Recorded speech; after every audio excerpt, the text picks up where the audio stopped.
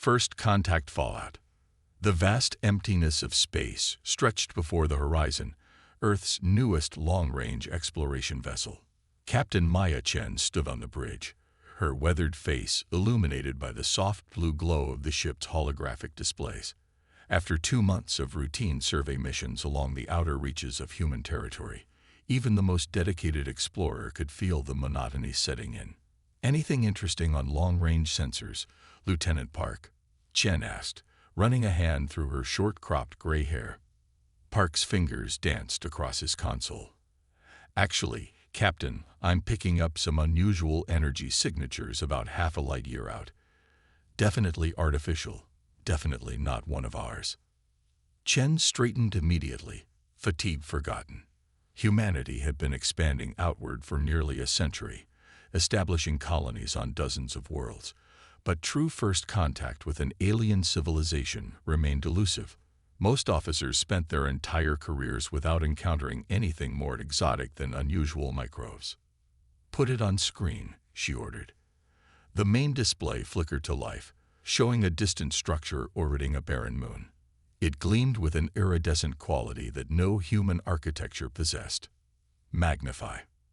The image zoomed in, revealing a crystalline outpost with geometric patterns that defied human engineering principles.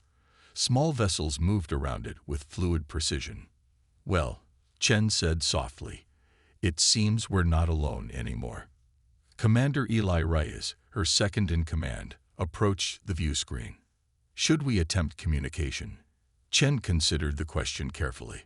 First contact protocols were clear: observe, document, and report back to Earth Command before engagement. But the horizon was 3 weeks from the nearest relay station. By the time orders came through, this opportunity might be lost. "Take us in closer, half impulse. Passive scans only. Let's try to learn more before making our presence known." As the horizon edged closer to the alien outpost, the bridge crew worked in hushed concentration. The ship, while advanced by Earth standards, was primarily designed for exploration rather than combat. At 450 meters in length, it carried a crew of 120 and boasted state-of-the-art sensor arrays, but its defensive capabilities were limited to basic shield technology and point defense systems. "Captain," Park called out suddenly, "we're being scanned. Very powerful energy sweep, unknown configuration." Before Chen could respond, the alien vessels changed course, moving with impossible speed toward the horizon. "They've spotted us," Rice said unnecessarily. Chen nodded grimly. "Yellow alert. Raise shields. Open communications on all frequencies. Standard greeting package." The bridge tensed as the alien ships approached. They were sleek, their hulls composed of the same iridescent material as the outpost, but formed into predatory shapes that left little doubt about their purpose. "No response to our transmission," Communications Officer Layla Tammet reported. "They're charging weapons," Park announced, his voice steady despite the circumstances. Chen gripped the arms of her command chair. "Red alert. Evasive maneuvers, pattern Delta 6. The horizon banked sharply, its engines flaring as it executed a complex evasive pattern. The alien vessels, 5 of them now, followed with mechanical precision. In the command center of the lead pursuit vessel, High Commander Valkis of the Zandari Collective observed the human ship with mild curiosity. The tall, 6-limbed alien's compound eyes reflected the tactical display before him. "Analysis of the vessel?" he asked, his voice a melodic series of clicks and whistles translated instantly by the ship's systems. "Primitive technology, Commander," his tactical officer responded. "No quantum drives, minimal shielding, simplistic hull composition. Appears to be an exploration craft of some kind." Valkis's upper limbs performed a gesture of dismissal, a minor species testing its boundaries. "Disable their propulsion systems and prepare a boarding party. The collective will benefit from studying their biological makeup."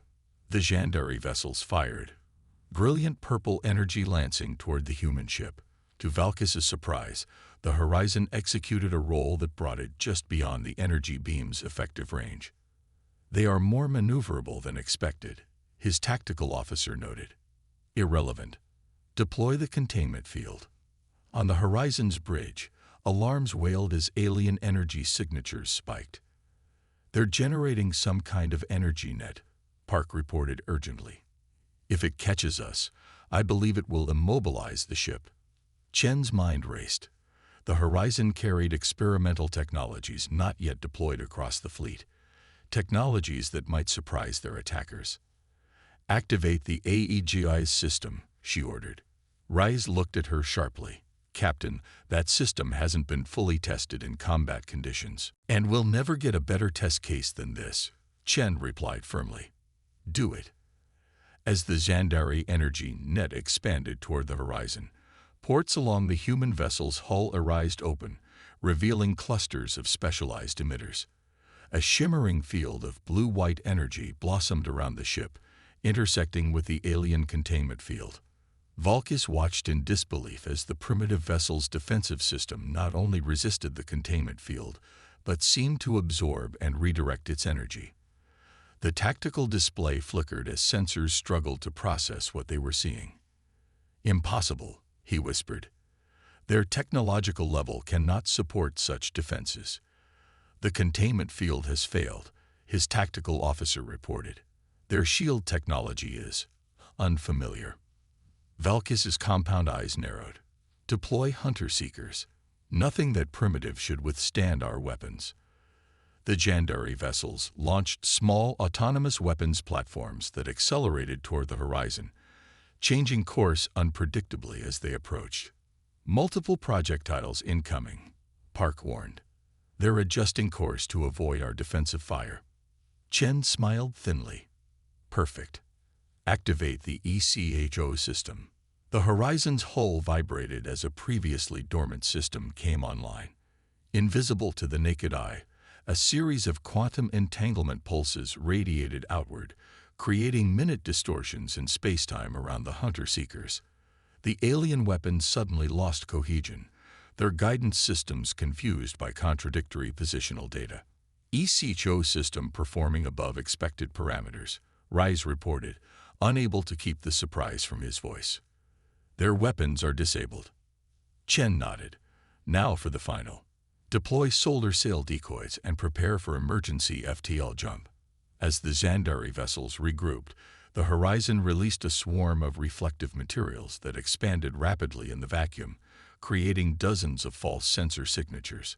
Before the aliens could determine which was the real ship, the Horizon's engines flared impossibly bright, and the vessel disappeared into FTL space. In the sudden silence that followed, Valkis stared at the empty space where the human ship had been. The vessel had displayed technology that should have been beyond its capabilities, evaded capture with ease, and then vanished using what appeared to be a completely novel form of faster-than-light travel. Track them, he ordered. Impossible, Commander, his science officer replied.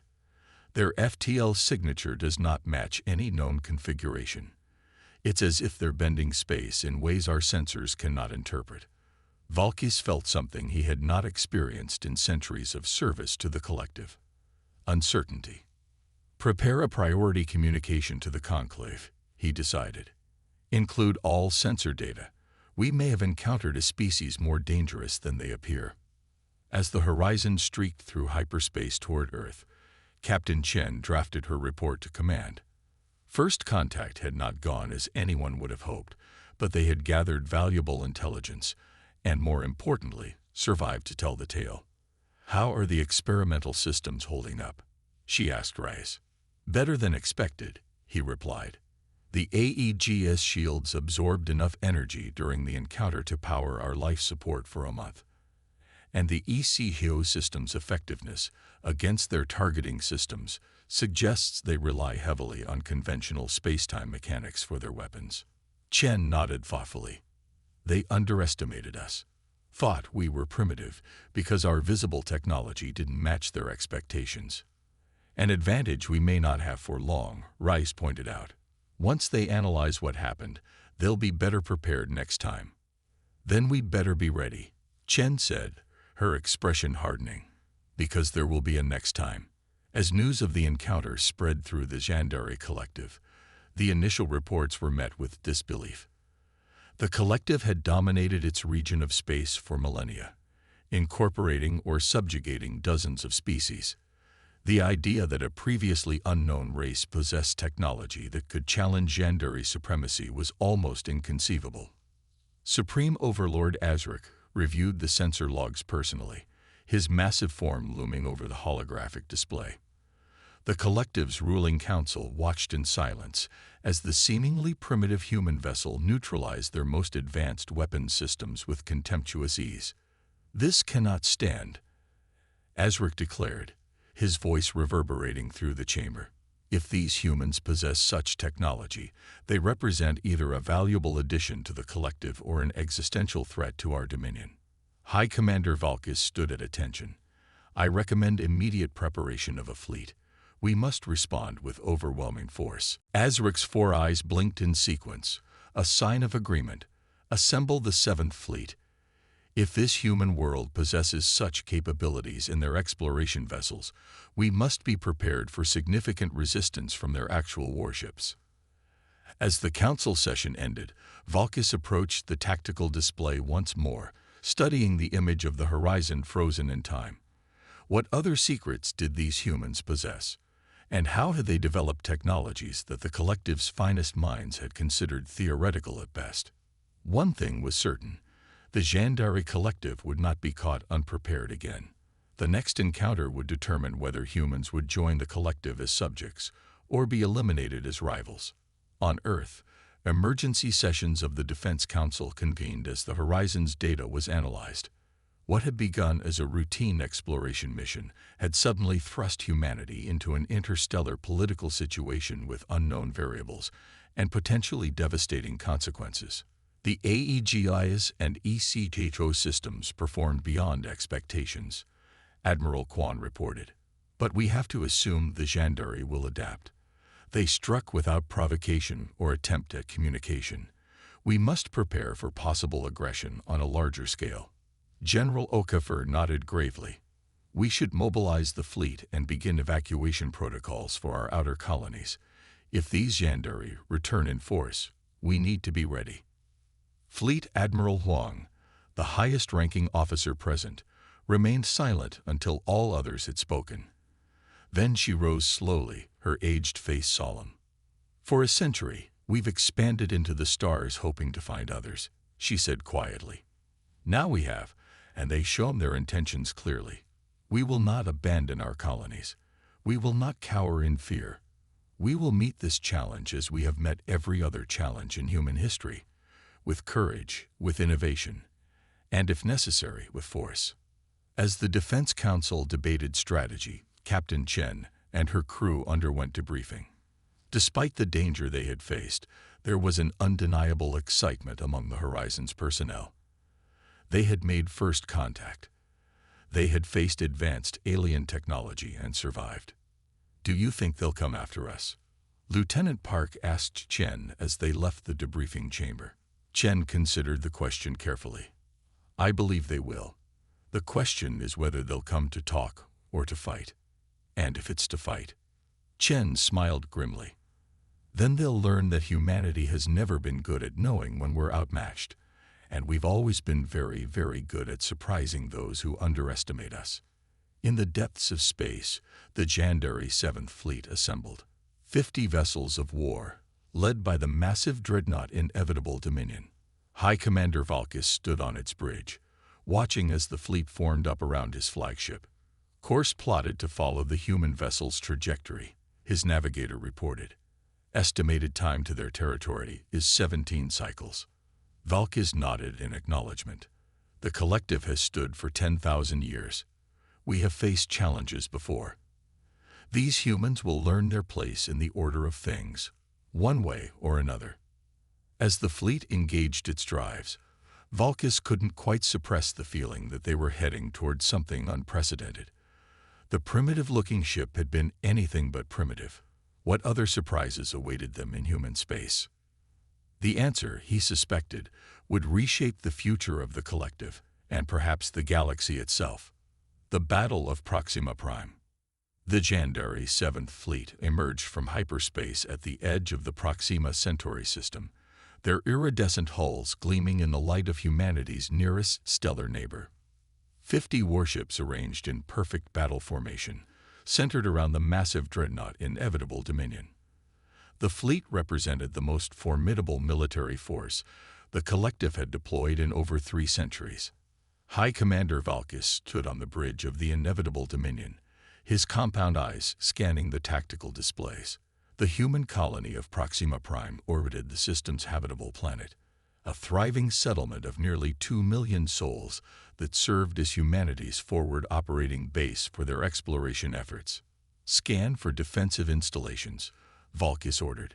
His tactical officer worked the crystalline interface of her station. Minimal orbital defenses detected, Commander.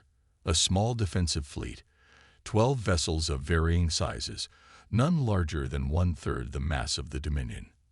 Ground-based installations appear to be standard planetary defense arrays. Valkis performed a gesture of satisfaction with his upper limbs. As expected, their exploration vessels' advanced technology must represent experimental systems not yet deployed across their fleet. There is something unusual about their defensive positioning, the tactical officer noted, her antennae twitching slightly. They appear to be concentrated on the far side of the planet, with minimal coverage of our approach vector. A tactical error we will exploit, Valkis declared. Prepare the fleet for attack formation.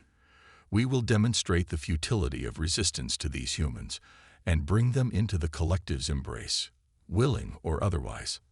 As the Jandari fleet advanced toward the colony, alerts blared across Proxima Prime. In the colony's Defense Command Center, General Elena Santos watched the approaching alien armada with outward calm that belied the tension coiling in her stomach. The veteran officer had been briefed on the horizon's encounter, but seeing the scale of the Jandari response was still shocking. "They're not here to talk," she observed dryly. Admiral Jackson Chen, Captain Maya Chen's older brother, nodded grimly. "No, they're here to make a statement. The collective has ruled unopposed for millennia according to our intelligence. Our little sister's ship bloodied their nose, and they can't allow that to stand." Santos studied the tactical display. "Our fleet is outnumbered 4-1, and those ships mass at least 20 times what our largest vessels do. Conventional defense would be suicide." "Good thing we're not planning a conventional defense, then," Chen replied with a faint smile. "Operation Hornet's Nest is proceeding exactly as planned. The Jandari are following the path of least resistance, directly into our trap." On the bridge of the HDF Dauntless, the flagship of humanity's small defensive fleet, Captain Samira Tahan received the final authorization code. "Operation Hornet's Nest is green-lit," she announced to her crew. "All ships prepare to execute on my mark." The 12 human vessels remained in their positions on the far side of Proxima Prime, apparently conceding the approaching vector to the vastly superior Jandari fleet. This apparent tactical blunder confirmed Valkis's assessment of human military capabilities. "They hide behind their world," he noted with disdain. "Prepare the primary weapons array. We will demonstrate our power by neutralizing their orbital defense platforms first." "Commander," his sensor officer interrupted, "I'm detecting unusual energy readings from the planet's largest moon."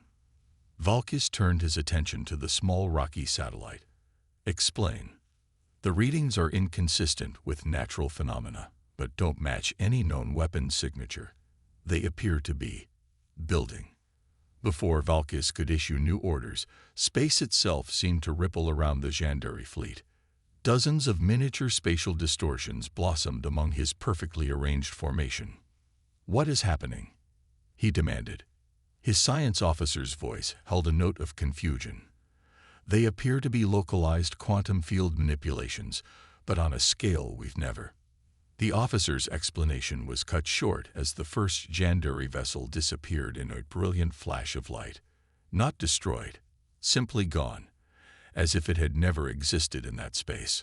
On the far side of the system, Captain Tahan watched the quantum displacement network activate with fierce satisfaction. "The keynet is operational," Phase 2. Commence.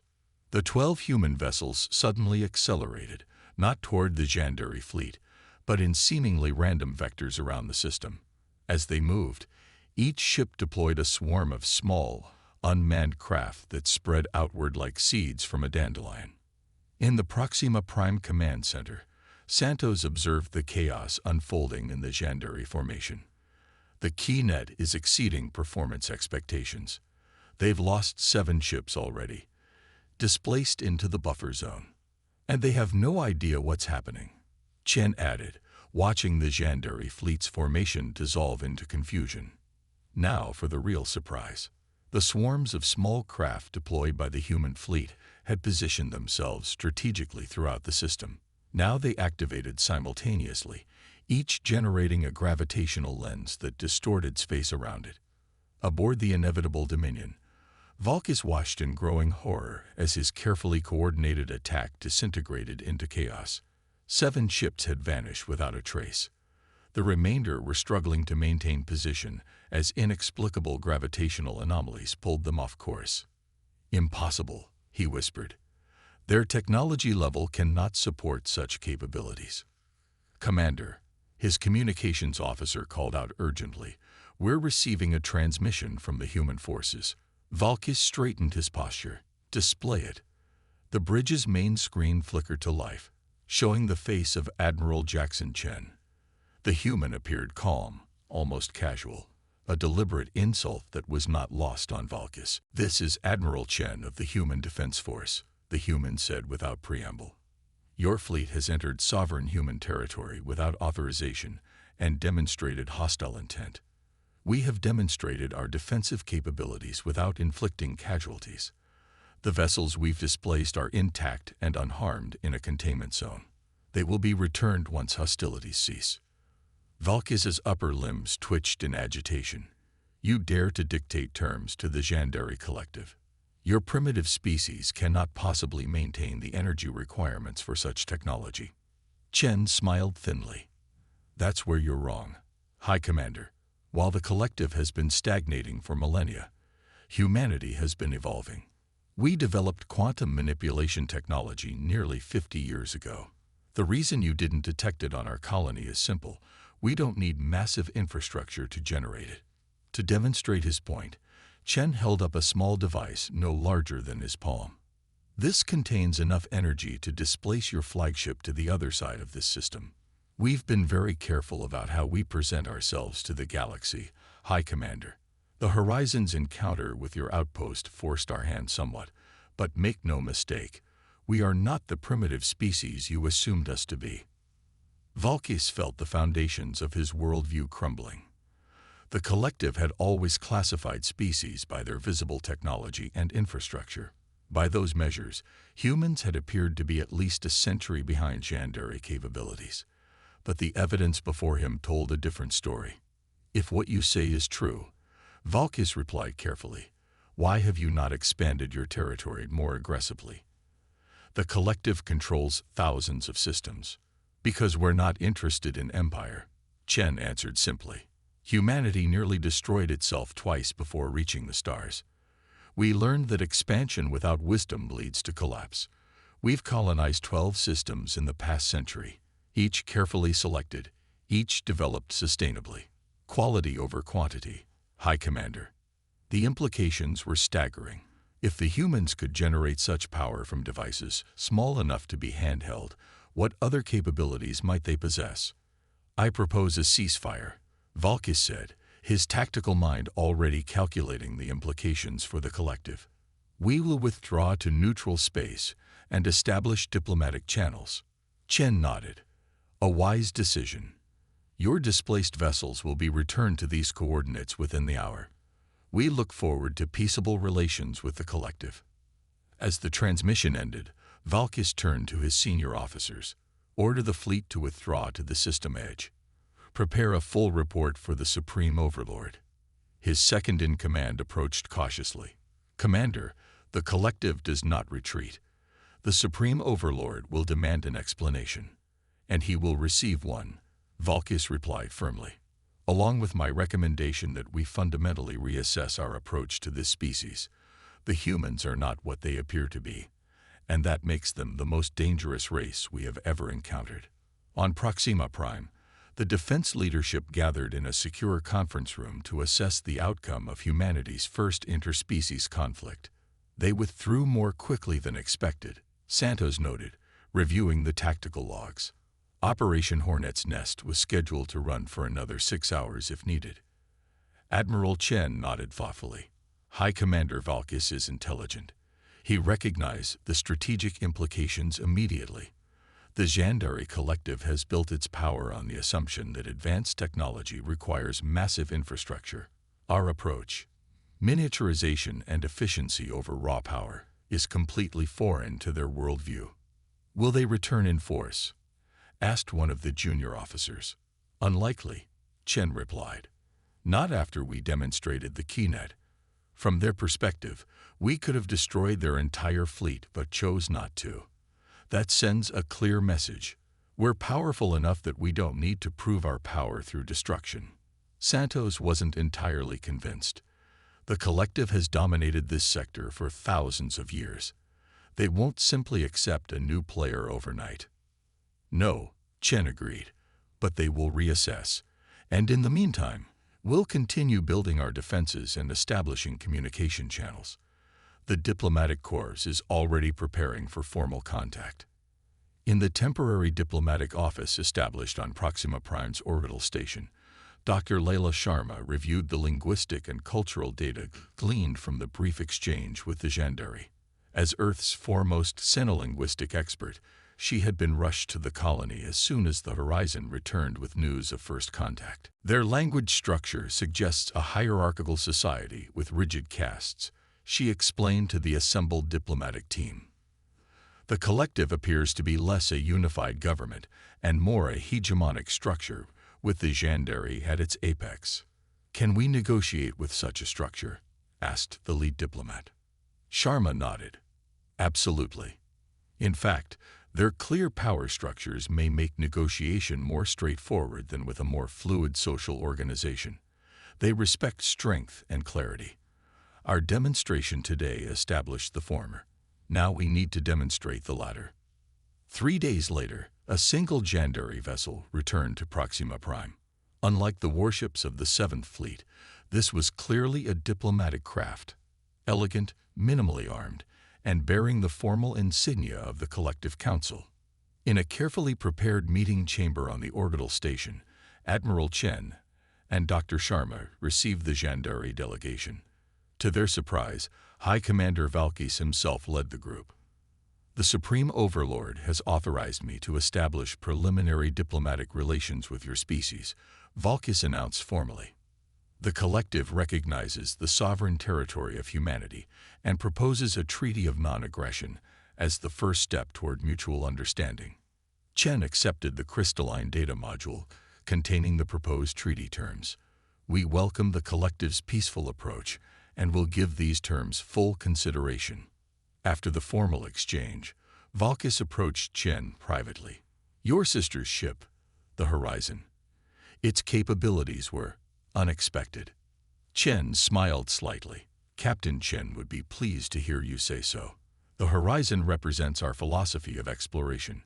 Prepare for the unexpected, but never assume hostility. A philosophy the collective could perhaps learn from, Valkis admitted. For millennia, we have encountered species less advanced than ourselves. We became complacent. That's the thing about the universe, High Commander, Chen replied. It's full of surprises. Humanity's greatest strength isn't our technology, it's our adaptability. We expect the unexpected. As the Zhandari delegation departed, Dr. Sharma joined Chen at the viewport, watching their ship accelerate gracefully away from the station. Do you think it will last? She asked. This peace. Chen considered the question carefully. Peace is never guaranteed. But understanding changes everything. They now know we're not the primitive species they assumed us to be, and we know they're capable of reassessing their assumptions. That's a foundation we can build on. In the following months, formal diplomatic relations were established between humanity and the Zhandari Collective. Information exchanges began cautiously, then with increasing openness as trust developed between the species. The collective was fascinated by humanity's approach to technology, the emphasis on efficiency and miniaturization rather than scale. Humans, in turn, learned from the Jandaris' millennia of experience managing complex interspecies relations. 6 months after the Battle of Proxima Prime, Captain Maya Chen of the Horizon received new orders. Her vessel had been refitted and upgraded following its encounter with the Jandari outpost. Now it would return to space with a new mission, to serve as humanity's exploration and diplomatic vessel, venturing beyond known territory to seek out other civilizations. As the Horizon prepared to depart Earth orbit, Chen received an unexpected transmission from High Commander Valkis himself. "Captain Chen." The Jandari greeted her. "The collective has appointed me as liaison to your species. I requested this assignment specifically." "Oh," Chen replied, curious. "May I ask why?" Valkis's compound eyes seemed to glitter with something like respect. "In 10,000 years of service to the collective, you are the first alien commander to surprise me. I believe I have much to learn from your species, and perhaps much to teach as well." Chen smiled. "That's why we go to the stars, Commander Valkis. Not to conquer, not to dominate, but to learn. The universe is vast, and none of us has all the answers. A wisdom the collective has perhaps forgotten," Valkis acknowledged. "Safe travels, Captain Chen. I look forward to our future encounters." As the transmission ended, Chen turned to her bridge crew. "Set course for the Ta City system. Maximum warp when ready." Commander Rice approached her station. "Do you think we'll find more civilizations out there?" "I'm counting on it," Chen replied.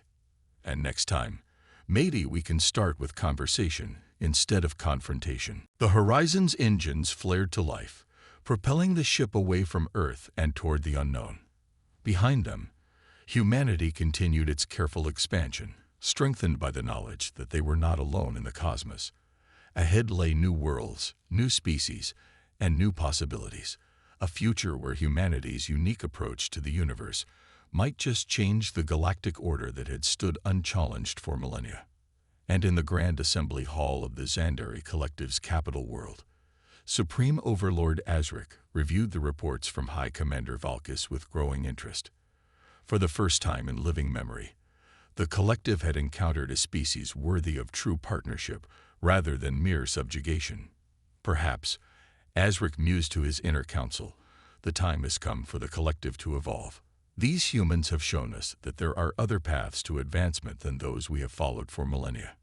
As the ancient empire began its slow pivot toward a new understanding of the cosmos, humanity continued its journey outward, not as conquerors, but as explorers, innovators, and now unexpected teachers to a civilization far older than their own. The stars had never seemed more full of promise.